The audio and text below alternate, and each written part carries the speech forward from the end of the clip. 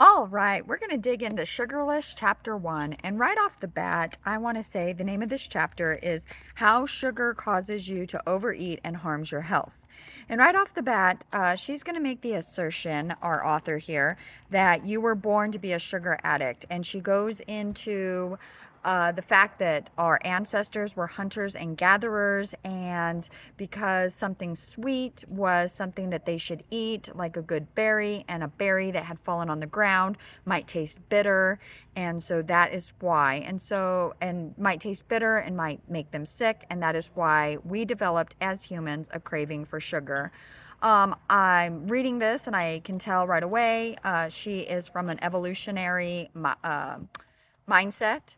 And so I was kind of looking at that from a creationist mindset, and I'm thinking that we were probably created to crave sugar and to crave fruits. And if you think about it, the Bible even talks about going to a land flowing of milk and honey, and those are sweet things that and she even mentions in here that I thought was really neat, something really cool, is that breast milk is sweet. And so in that way, we are born craving sugar. We are born with those sugar sensors that hit the brain and make us want more of that. I would just say that we were created that way, whereas she's talking about hunters and gatherers, and that is why we have those sensors. But either way you look at it, you cannot deny the fact that we crave sugar as human beings, and that is what tastes good to us. So that we are, though, unlike our ancestors that were hunters or gatherers, or living off the land, or even planting their own gardens, we have changed our food. And she points that out in a section called The Evolution of Food. And she talks about how we're using a combination of ingredients of additives, colorants, chemicals, and flavorings to extend the shelf life of our foods. And so manufacturers want their foods to stay on the shelf for long periods of time, years, without spoiling. And so they put additives to do that. And then sugar, as she says, is also a great way to mask the disgusting taste of all the chemicals used to make products last longer on the shelf without spoiling. And we can't disagree with that, right? That is indeed what is happening. And so through that, she compares like a Pop-Tart compared to carrots and just the different ingredients that are in there, and goes on. She defines food and how she's not considering Pop-Tarts food. And she explains why she's come to that conclusion. Then it also talks about, like I said, she talks a lot about obesity in this chapter. And one thing, comment below, I want to hear your opinions on this, that I ran across, is she compares obesity in her mindset to seasonal allergies. And she goes on to say that you would not blame the person. She does not blame anybody for being obese. She talks about how a lot of it is metabolism and different things like that. But also, she compares it to seasonal allergies. And you would not blame a person for having seasonal allergies just because they were around pollen, around flowers, and going outside. And she sees it very much the same way, that a person who is surrounded all the time by sugar, and in our supermarkets, foods that are dominated by sugar, and how that is it is not the person's to blame. It is the manufacturers and what's being put around us, and that we're doing nothing about it. And then she goes on to start talking about a lot of things, a lot of problems that this sugar causes. And I really thought that it was cool that she was talking about 30%. The prevalence in the United States of metabolic syndrome is 30%. And we are still doing very little about it. This book was obviously written before RFK came into the Department of Health at the national level. And so he's trying to do something about it. But in general, we are still doing very little about it as a society. And then she goes on to talk about is sugar. So comment below if you think that seasonal allergies and obesity, if you see that correlation and if you agree with that assertion or not. I'm very interested to know. The second thing I want to talk about today in our discussion is she says is sugar the new tobacco? And she makes a case for why this is. She makes a case that now tobacco is highly regulated, and even the tobacco companies themselves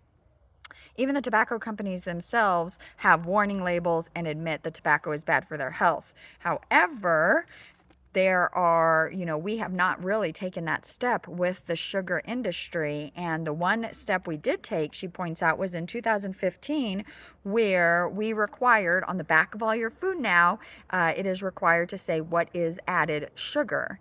But there's a loophole. And so the companies changed their formulas. And they started adding things that were sweet and sweeteners that were not considered added sugar by the FDA. So they did not have to add that to their label. Loophole. So that's kind of the idea. So I guess the correlation would be we knew that tobacco was bad for our health, for emphysema, lung function, cancer for many, many years before we actually started to put a stop to TV commercials and young kids smoking cigarettes.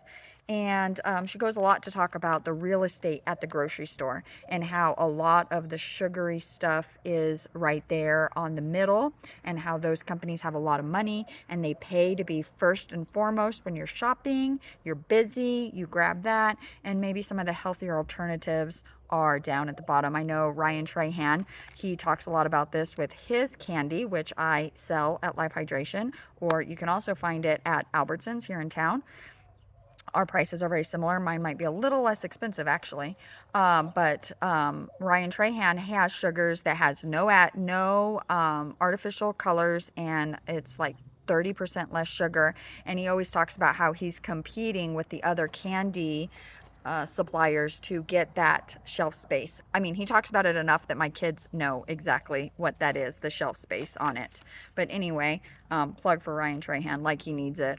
Anyway, so then she goes on to list a bunch of metabolic disorders that are linked to sugar and a bunch of statistics. And so I'm not going to read through any of that. I just want to say that if you are concerned, she goes on at the end to say that 7% of our lifespan is determined by genetics. Only 7%. And that would leave 93% to be determined by lifestyle. And so if you are concerned about any of these that I'm going to read off, I highly recommend this book, because as we go through the chapters, she is going to tell us how to break the sugar addiction, how to look for hidden sugar in food, and there's some recipes, and really how to get your life back on track and away from all this added sugar. So if you are at all concerned, if you have, or your loved ones have, or your parents have, and so you think you're genetically there's a word there. Genetically I'm not going to get it. It's on the tip of my tongue. It's on the brain, but the brain's not pulling it out. If you think that you might get type 2 diabetes, cardiovascular disease, and that includes all kinds, hypertension, stroke, all of that is labeled under cardiovascular disease, right? Cancer, a lot of talk about cancer. She talks about how 40% of cancers diagnosed in the United States are related to obesity, and she goes on to talk about how cancer cells the studies that cancer cells are that they feed on sugar, and why that is. Alzheimer's disease and poor cognitive function, so dementia. If you have a history of dementia in your family and this is something that concerns you, grab this book. Also, she goes on to talk about mental health, which includes depression, anxiety. She makes a case for both of those, as well as ADHD in both children and adults. And so that's basically this. She's really describing the problem here in chapter 1. of sugar in America and what it is causing that we can't see. She does highlight very much that the consequences of eating a high sugar diet is not readily seen, but yet it is over time that these ailments in your body and these metabolic disorders arise because of the sugar that you consume. So, in the comments below, two things up for discussion, or anything that I've talked about today, but two things up for discussion. One, obesity, and can that be compared to seasonal allergies? Let me know your thoughts. And two, is sugar the new tobacco? Let me know your thoughts below.